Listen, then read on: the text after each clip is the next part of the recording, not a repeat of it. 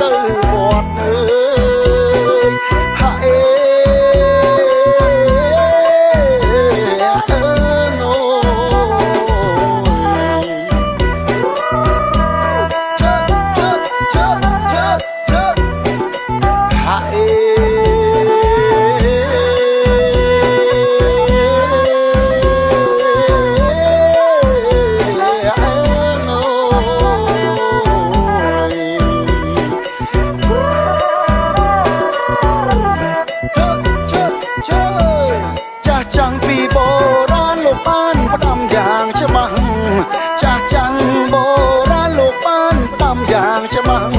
ថ្នោតសំខាន់ខ្លាំងណាស់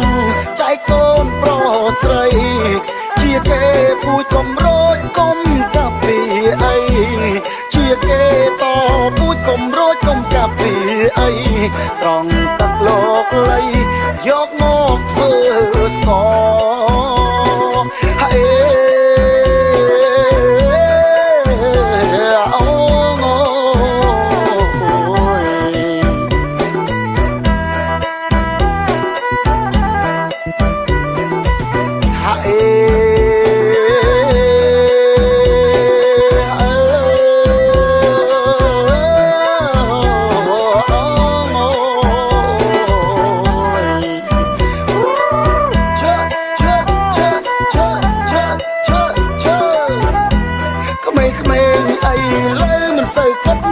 ខ្វាយទេក្មេងអីលើមិនសូវគិតខ្វល់ខ្វាយទេដាក់ថ្នោតលូឲ្យគេចាស់ខំថែអររាប់ឆ្នាំថ្នោតយំទួញសោខែវ័យមនុស្សមិនស្ដាប់ថ្នោតយំទួញសោខែវ័យមនុស្សមិនព្រមស្ដាប់ដោយយកលុយមួយក្តាប់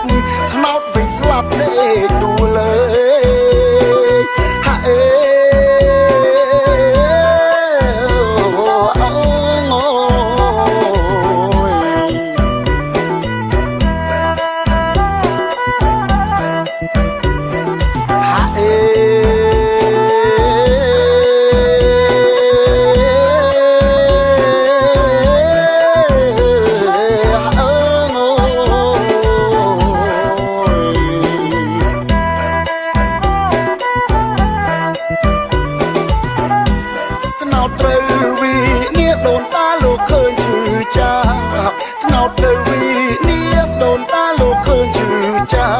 មិនដេចកូនចៅមិនស្ដាប់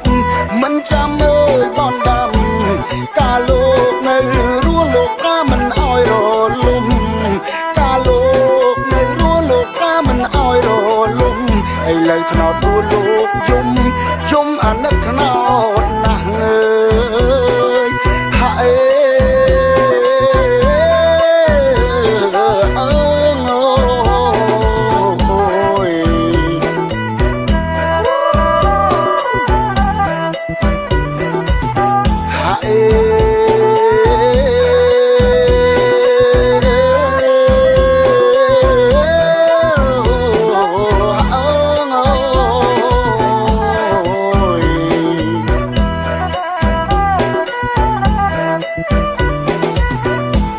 ខ្ញុំតែម្នាក់ឯងនិយាយគ្មានអ្នកស្ដាប់ទេខ្ញុំតែម្នាក់ឯងនិយាយគ្មានអ្នកស្ដាប់ទេមានតែស្រែកជើងបំពេជូនពុកម៉ែស្ដាប់ស្រណោះថ្នោតខ្មែរខ្ញុំឃើញខ្ញុំតជឿចាប់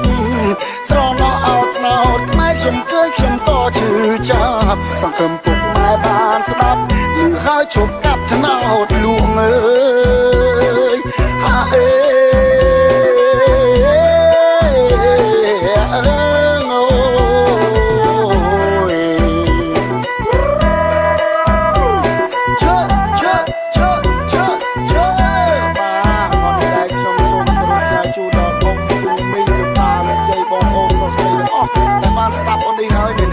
ខ្ញុំទៅស្រុកគេច្រើនគ្មានប្រទេសណាសម្បូរតាមថ្នោតដូចប្រទេសខ្មែរទេដូច្នេះតាមថ្នោតគឺជាសម្បត្តិរបស់ជាតិទាំងអស់គ្នាដែលថែរក្សាឲ្យបានគង់វង្សយូរអង្វែងទាំងអស់គ្នាណា